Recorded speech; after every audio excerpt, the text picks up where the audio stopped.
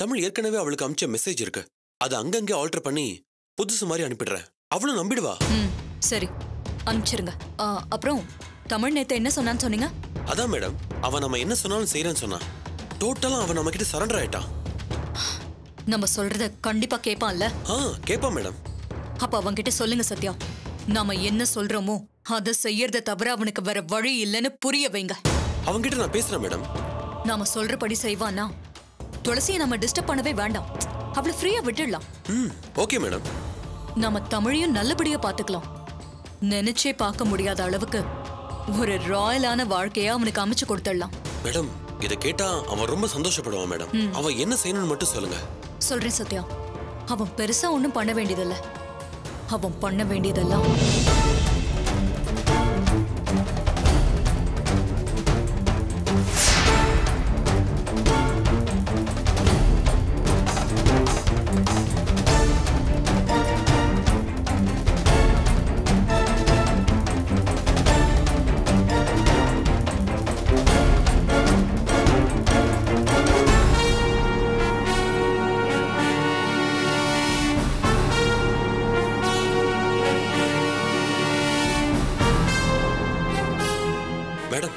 இதுக்கு தமிழ் ஒத்துக்குவான்னு நினைக்கிறீங்களா? அவன் ஒத்துக்கணும், நாம ஒத்துக்க வைக்கணும். என்னால முடியாது, அப்படி பண்ண மாட்டேன்னு அவன் சொல்லக்கூடாது. நீங்க அவன் கிட்ட பேசுங்க. துளசியும் அவனும் நிம்மதியா இருக்கணும்னா இது ஒண்ணுதான் வழின்னு புரிய வைங்க. முரண்டு பிடிச்சானா அடிங்க, ஃபோர்ஸ் பண்ணி ஒத்துக்க வைங்க, என்ன வேணாலும் பண்ணுங்க. ஆனா அவன் இதுக்கு சம்மதிக்கணும். அவன்கிட்ட பேசுங்க சத்யா, நம்ம வழிக்கு கொண்டு வாங்க. சரிங்க மேடம், நான் அவன்கிட்ட பேசிட்டு உங்களுக்கு நான் கால் பண்றேன். வரேங்க மேடம். சரி.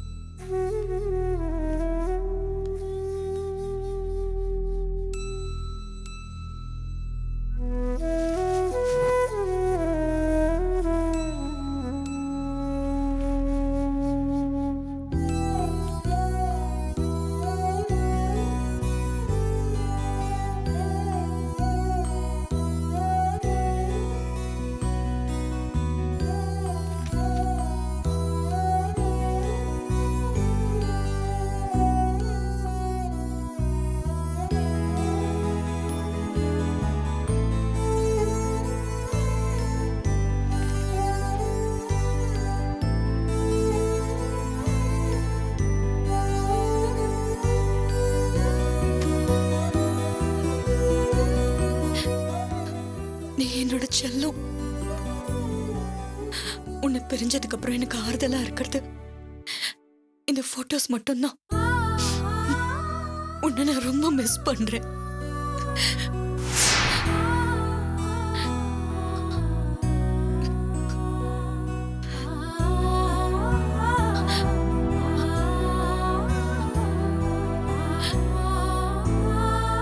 உன்னோட வாழ்க்கை இவ்வளவு சீரியஸ் ஆகும் நான் எதிர்பார்க்கல. நீ நல்லா இருக்கேங்கிற நம்பிக்கையில நான் இருந்துட்டேன். இத கலெக்ட் பண்ண நான் எவ்வளவு கஷ்டப்பட்டேன் தெரியுமா? ஆனா நீ கவலைப்படாத செல்லம், உன்னை நான் இப்படியே விட்டுட மாட்டேன். எத்தனை கோடி செலவானாலும் பரவாயில்ல, பழையபடி உன்னை நான் மாத்துவேன். நீ இழந்த சந்தோஷம் உனக்கு திரும்ப கிடைக்கும்.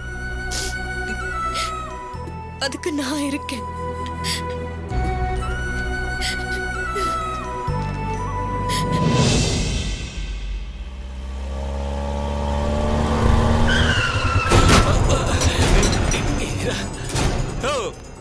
வண்டி வரது கண்ணுக்கு தெரியல, நீ பாட்டு வந்து டமால் நீடிக்கிற. ஐயோ சாரிங்க, கண்ட்ரோல் எல்லாம் கார்ல உட்காந்து திமிரா பேசுற மாதிரி கீழே இறங்குமா.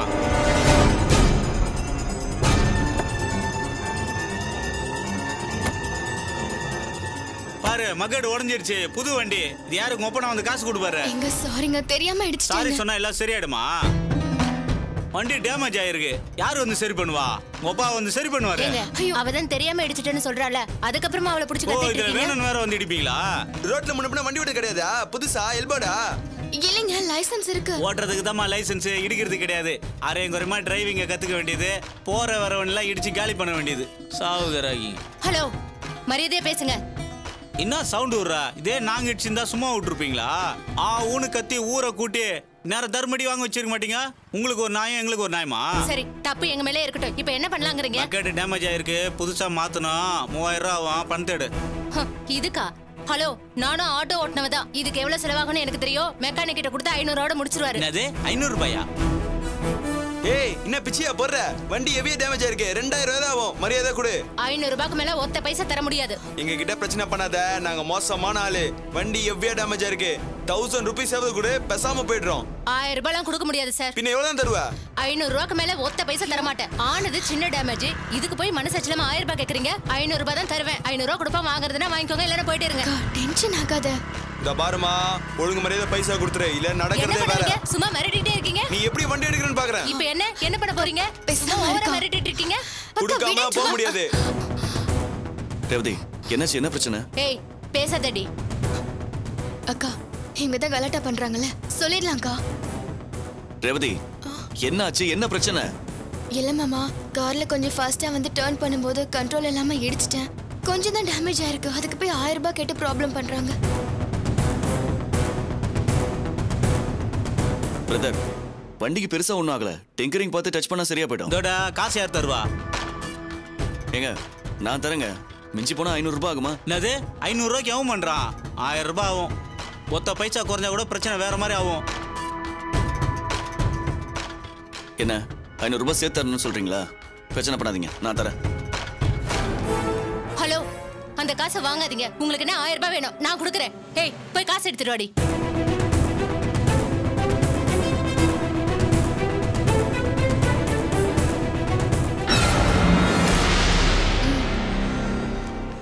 இனிமேலாவது வண்டியை பார்த்து ஓட்டுங்க. ஏய் வண்டியரா.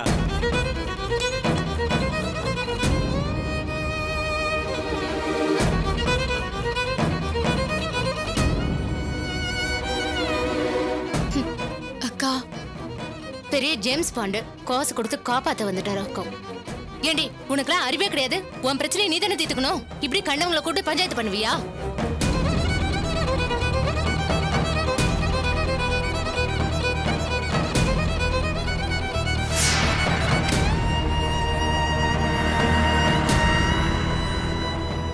சரி வாக்கா, பர்ச்சேஸ்க்கு போலாம்.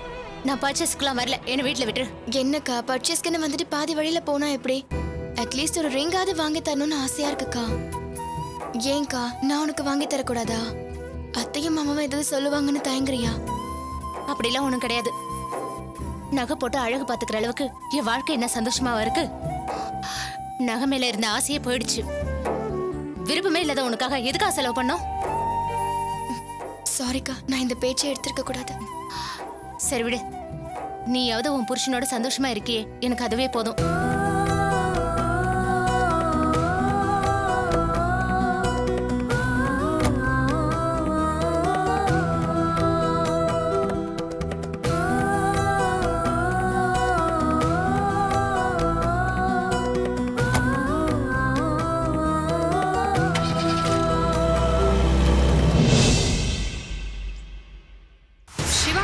மோசமான ஸ்டூடண்ட் நம்ம காலேஜுக்கு வரக்கூடாது. சேர்மேன்ங்கிற முறையில நீங்க தான் முடிவு எடுக்கணும். ஆமாப்பா, இந்த விஷயத்துல நாங்க எல்லாரும் தெளிவா இருக்கோம். பொண்ணுங்கனாலே சீப்பா எடுத்துக்கிறான். அவன் ஒருத்தனுக்கு எக்ஸ்கியூஸ் கொடுத்தா இதுவே கண்டினியூ ஆகும். ஆமாமா, அதெல்லாம் நம்ம காலேஜ் பேரே கேட்டுறோம். இது அலோவ் பண்ணவே கூடாது. அவன் நம்ம காலேஜுக்கே வேணாங்க. திரும்ப டிஸ்மிஸ் பண்ண சொல்லுங்க. கேம்பஸ்க்குள்ள விட கூடாது, அவனை துரத்துங்க வெளியில. இல்லனா நாங்க ஸ்ட்ரைக் பண்ணுவோம், கிளாஸை பாய்காட் பண்ணுவோம். எல்லாரும் கொஞ்சம் அமைதியா இருக்கீங்களா? கொஞ்சம் அமைதியா இருங்க. இது விஷயமா நான் பிரின்சிபலை பார்த்து பேசுறேன். ஆனா அதுக்கு முன்னால துளசி என்ன முடிவு பண்ணிருக்காங்கன்னு நம்ம தெரிஞ்சுக்கணும். நமக்கு அவங்களோட கோஆபரேஷனும் முக்கியம். சிவாவை அனுப்புறதும் இங்க இருக்கிறதும் அவங்க முடிவுல தான் இருக்கு. புரிஞ்சுக்கோங்க. வா துளசி. சிவா திரும்பவும் காலேஜ்ல ஜாயின் பண்ணிட்டா. உனக்கு தெரியும்ல?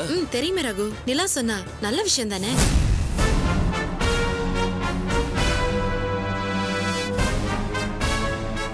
துளசி, ஒரு ஸ்டூடெண்டா அவன் திரும்ப வந்திருக்கிறது நல்ல விஷயம் தான்.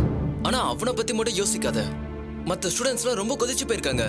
அவன் திரும்ப வந்ததை ஏத்துக்க முடியல. துரத்தணும்ன்றாங்க. கிளாஸை பாய்காட் பண்ணுவேன்னு சொல்றாங்க. ரகு, பிரச்சனை எனக்கும் அவனுக்கும் தான். மத்தவங்க ஏன் எமோஷனல் ஆகணும்? துளசி, அவன் உன் லைஃபை காலி பண்ற அளவுக்கு சீப்பா நடந்துக்கிட்டா. மறந்துட்டியா? நான் அதை மறக்கல.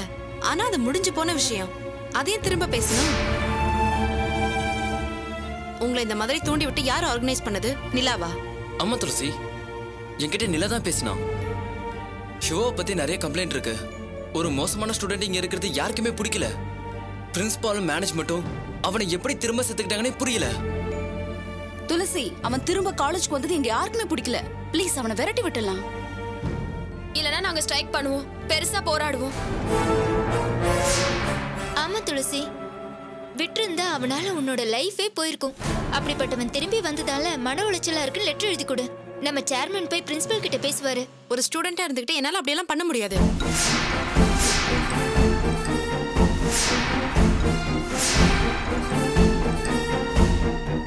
சாரி ரகு, மறுத்து பேசுறேன்னு கோவப்படாதீங்க. நீங்க எல்லாரும் எனக்காக இவ்வளவுன்னு ஃபீல் பண்றதும் எனக்காக போராடுறேன்னு சொல்றதும் உண்மையாவே சந்தோஷமா தான் இருக்கு. சிவா கிட்டையும் இதே அளவு அக்கறை காட்டினீங்கன்னா இதை விட அதிகமா சந்தோஷப்படுவேன். ஏன் என்ன விளையாடுறியா? அவன் மன்னிக்கவே முடியாத தப்பு பண்ணிருக்கான். அதுக்கான தண்டனை தான் அவன் அனுபவிச்சிட்டானே. என் ஹஸ்பண்ட் அவனை அடிச்சிருக்காரு. காலேஜை விட்டு டிஸ்மிஸ் பண்ணாங்க. கொஞ்ச நாள் நரகத்துல இருந்திருக்கான். அதுவே அவனுக்கு போதும்னு நினைக்கிறேன். துளசி, சொன்னா கேளு. அவன் விஷயத்துல நீ பாவம் பார்க்காத. நம்மள மிஞ்சி யாரும் இல்லைங்கிற திமிர்ல தான் அவன் ஓவரா ஆடினான். திரும்பவும் உள்ள விட்டோம்னா அவன் முன்ன விட ரொம்ப அதிகமா ஆடுவான். அடக்கவே முடியாது. அவன் திரும்பவும் டார்ச்சர் பண்ண ஆரம்பிச்சிடுவான். உன்னை பழி வாங்கணும்னு துடிப்பான். அவனால உன் நிம்மதியே போயிடும். சொல்றேன், நீங்களாம் தப்பா எடுத்துக்காதீங்க. சிவா மேல பொதுவாவே நம்ம யாருக்கும் நல்ல அபிப்பிராயம் கிடையாது. அதுக்கேத்த மாதிரி மோசமான ஸ்டூடெண்டாவும் அவன் இருந்திருக்கான். ஆனா இந்த மாதிரி ஒரு சந்தர்ப்பத்துல நாம அவனை பழிவாங்க நினைக்கிறது நியாயமே கிடையாது. என்னதான் தப்பு பண்ணியிருந்தாலும் திருந்த ஒரு சான்ஸ் கொடுக்கணும். மறக்கிறதும் மன்னிச்சு ஏத்துக்கிறதும் மனுஷங்களோட பண்பாடு. சிவா திருந்தி வந்திருக்காருன்னா நாம அதை ஏத்துக்கிறது தான் சரின்னு படுது. என்ன லெக்சர் அடிச்சிட்டு இருக்க? சரி, இப்ப நீ என்னதான் சொல்ல வர? மன்னிச்சு ஏத்துக்கிட்டோம்னா அது சிவாவுக்கு ஒரு நல்ல வாய்ப்பா அமையும். தன்னை ஒரு நல்ல ஸ்டூடெண்ட்னு நிரூபிக்க அவருக்கு ஒரு சந்தர்ப்பம் கொடுத்த மாதிரியும் இருக்கும். திரும்ப திரும்ப தண்டிக்கிறதுனால ஒருத்தர் கிரிமினலா தான் மாறுவாங்க. அந்த தப்ப சிவா விஷயத்துல பண்ணிடக்கூடாதுன்னு தான் சொல்றேன். எல்லாத்துக்கும் மேல அவர் ஜாயின் பண்ணணுங்கிறது மேனேஜ்மெண்டோட முடிவு. நாம அதுல தலையிட முடியாது இல்லையா? அவரை திருப்பி அனுப்ப சொல்றதும் அதுக்காக போராடுறதும் தேவையில்லைன்னு தோணுது. அந்த அளவுக்கு அவன் ஒர்த் இல்லைங்கிறியா? இல்ல ஸ்டூடெண்ட்ஸ் பவர் மேல நம்பிக்கை இல்லைங்கிறியா? ரகு, நான் ஸ்டூடெண்ட்ஸோட யூனிட்டியை குறைச்சலாம் மதிப்பிடல. நம்மளால எதையும் சாதிக்க முடியும். ஆனா அது ஆக்கப்பூர்வமா இருக்கணும்ல. ஒரு ஸ்டூடெண்டா இருந்துகிட்டு இன்னொரு ஸ்டூடெண்டோட ஃபியூச்சர்ல விளையாடுறது தப்புன்னு படுது. அதை நீங்க புரிஞ்சுக்கோங்க. சிவா கேரக்டர் மோசமா இருந்தாலும் நல்லா படிக்கிற பையன். இன்னும் 3 மாசம்தான். கோர்ஸ் கம்ப்ளீட் பண்ணிட்டாருன்னா பிளேஸ்மெண்ட் கிடைச்சு நல்ல ஜாப்ல சேர்ந்துருவாரு. அவரை நம்பி ஒரு ஃபேமிலி இருக்கும். அவர் நல்லபடியா படிச்சு நல்ல வேலையில போய் செட்டில் ஆகணும்னு பெத்தவங்களாம் ஆசையா இருப்பாங்க. அவருக்கும் லைஃப்ல நிறைய கமிட்மெண்ட்ஸ் எல்லாம் இருக்கும்ல. அதையெல்லாம் நம்ம கெடுக்க கூடாது. ஆண்டவா, துளசி எங்களோட கண்ணெல்லாம் திறந்துட்டா. அவனோட ஃபியூச்சர் நல்லா இருக்கணும். என்ன அப்படி பாக்குற? நீ சொன்னாலும் சொல்லாட்டியும் அவனை மாதிரி கெட்டவங்களாம் லைஃப்ல நல்லா தான் இருப்பாங்க. ஆனா உன்னோட லைஃப் அத பத்தி யோசிச்சியா? திரும்ப அவன் டார்ச்சர் பண்ண என்ன பண்ணுவ? உன் லைஃப் போனா பரவாயில்லையா? அப்படிலாம் அவர் பண்ண மாட்டாரு. எக்ஸாம் ஆரம்பிக்கிறதுக்கு இன்னும் கொஞ்ச நாள் தான் இருக்கு. கடைசி செமஸ்டருக்காக எல்லாரும் சின்சியரா படிக்க ஆரம்பிச்சிருவோம். சிவாவும் அதுலதான் கான்சென்ட்ரேட் பண்ணுவாரு. என்ன பழி வாங்கலாம் அவருக்கு டைமே இருக்காது. நம்பிக்கை அப்படிலாம் இல்ல. நம்மளால ஒருத்தர் வாழ்ந்ததா தான் இருக்கணும். நாம யாருக்கும் கெடுதல் நினைக்க கூடாது. ப்ளீஸ் ரகு, இந்த விஷயத்தை நீங்க எப்படியே விட்டுருங்க. சிவாவுக்கு நம்மளால எந்த பிரச்சனையும் வந்துடக்கூடாது. அவர் ஒரு நல்ல ஸ்டூடெண்ட். ஸ்டேட் லெவல்ல டாப்பரா வரதுக்கு கூட சான்சஸ் இருக்கு. நாம அவரை என்கரேஜ் பண்ணலனாலும் பரவாயில்ல, இடைஞ்சல் தராம இருக்கலாம்ல.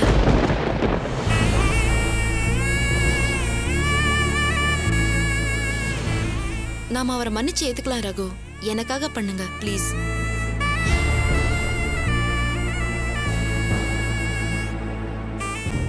ஓகே துளசி, உனக்கே பிரச்சனை இல்லைங்கிறப்ப நாங்க ஏன் அதுல தலையிடணும்? ஆனா ஒரே ஒரு கண்டிஷன், திரும்ப அவன் எந்த ஸ்டூடெண்ட்ஸையும் டிஸ்டர்ப் பண்ணக்கூடாது. அப்படி இருந்தானா நாங்களும் அவனை தொந்தரவு பண்ண மாட்டோம். இல்ல ரகு, இனிமே அவர் அப்படி பண்ண மாட்டாரு. ஓகே, அது அவனோட பிரச்சனை. வரட்டும், பாத்துக்கலாம். சரி, வாங்கடா போலாம்.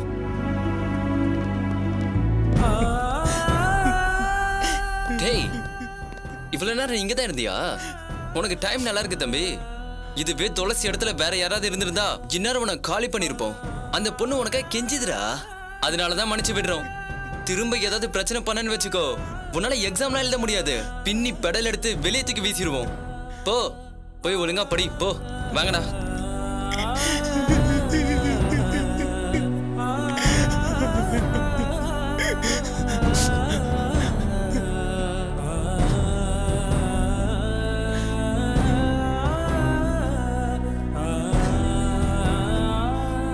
டேய், இவன் பக்கத்துல உட்காந்தா இவன் புத்தி தானே நமக்கு வரும். வா பின்னாடி போலாம்.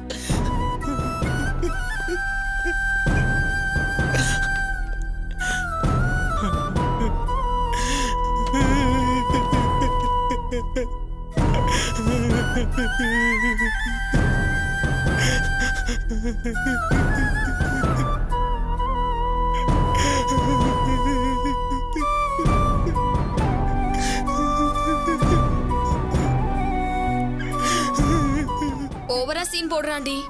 ஃபீல் பண்றானாம்ல.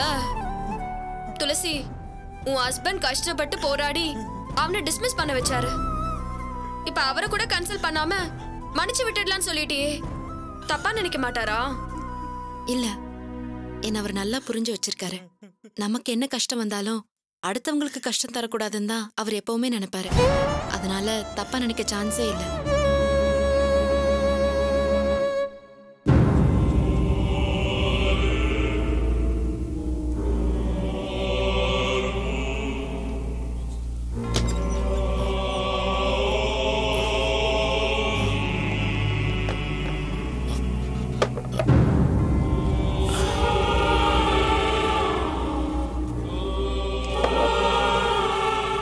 என்ன தமிழ், இப்ப உடம்பு பரவாயில்லையா?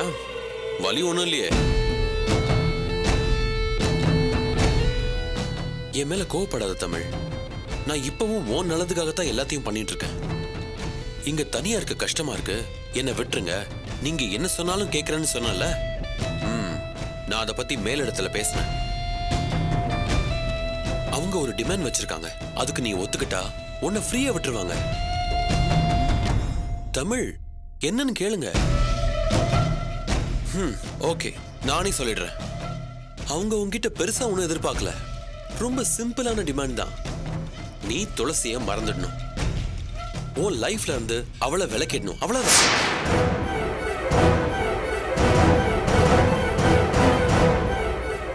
எனக்கு அவளை பிடிக்கல, இனி அவளோட வாழ முடியாது, எனக்கும் அவளுக்கும் எந்த சம்பந்தமும் இல்லைன்னு எழுதி கொடுத்துட்டு முழுசா ஒதுங்கிடணும்.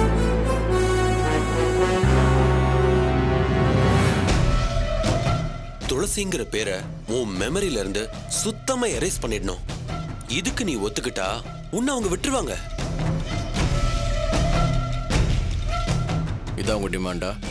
ஆமா தமிழ், நீ துளசியை விட்டு பிரிஞ்சிடணும், அவ்வளவுதான். நான் செத்தாலும் அது நடக்காதுடா. யார்கிட்ட இருந்து பிரிக்கிறீங்க? அவன் என் உயிர்ரா. அவளை மறந்துரு, அவளை விட்டுருன்னு யாரா சொன்னது? மினிஸ்டரா? அந்த பொறுக்கி கிட்ட போய் சொல்லு. ஏய், மரியாதை பேசு. புருஷன் பொண்டாட்டியை பிரிக்கணும்னு நினைக்கிறவனுக்கு என்னடா மரியாதை?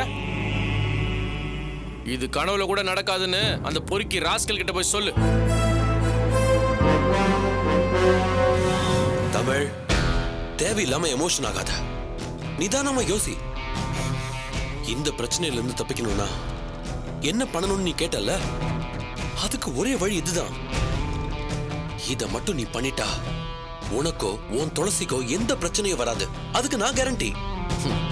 நான் தப்பிக்கணும்னு நினைக்கிறதே என் துளசியோட கூட சேர்ந்து வாழணுன்றதுக்காக தான்டா. அவளை மறக்கணும்னு சொல்ற? இது நடக்காதுடா. தமிழ், ப்ளீஸ், நிலைமை புரியாம பேசாத. நீ இப்படி அடம் பிடிச்சா அதனால துளசிக்கு தான் பிரச்சனை வரும். அவளை மொத்தமா ஹவாலா கேஸ்ல மாட்டி விட்டுருவாங்க. அதுக்கப்புறம் அவ ஆயுசுக்கும் வெளியில வரவே முடியாது. என்ன மிரட்டுறியா? மிரட்டல தமிழ். தப்பிக்க ஒரு சான்ஸ் இருக்கும்போது அதை மிஸ் பண்ணிடாதன்னு சொல்றேன். இதுக்கு மட்டும் நீ ஒத்துக்கிட்டா உன் வாழ்க்கையும் நல்லா இருக்கும், துளசி வாழ்க்கையும் நல்லா இருக்கும். அது மட்டும் இல்ல, உனக்கு வேண்டிய வசதி எல்லாம் செஞ்சு கொடுத்து உன்னை ராயலா பாத்துக்கிறதா சொல்லிருக்காங்க. துளசி மேல உனக்கு உண்மையாவே அக்கறை இருந்தா இதுக்கு நீ ஒத்துக்கணும். அவளாவது சந்தோஷமா இருக்கட்டுமே. போடா முட்டாள், என்ன மறந்துருன்னு சொன்னா அடுத்த நிமிஷமே செத்துருவாடா. அதுக்கு ஆசைப்படுறீங்க? காலம் முழுக்க நான் இங்க இருந்து செத்தாலும் சரி, என் குட்டி மணால் மறக்க முடியாதுடா. தமிழ் ப்ளீஸ், இப்படி அடம் பிடிக்காத. நான் உனக்காகத்தானே இவ்வளவு தூரம் போராடிட்டு இருக்கேன். இந்த சான்ஸை மிஸ் பண்ணிட்டா உன்னை யார் காப்பாத்துவாங்க? ஏய், எங்க லவ் எங்களை காப்பாத்துண்டா.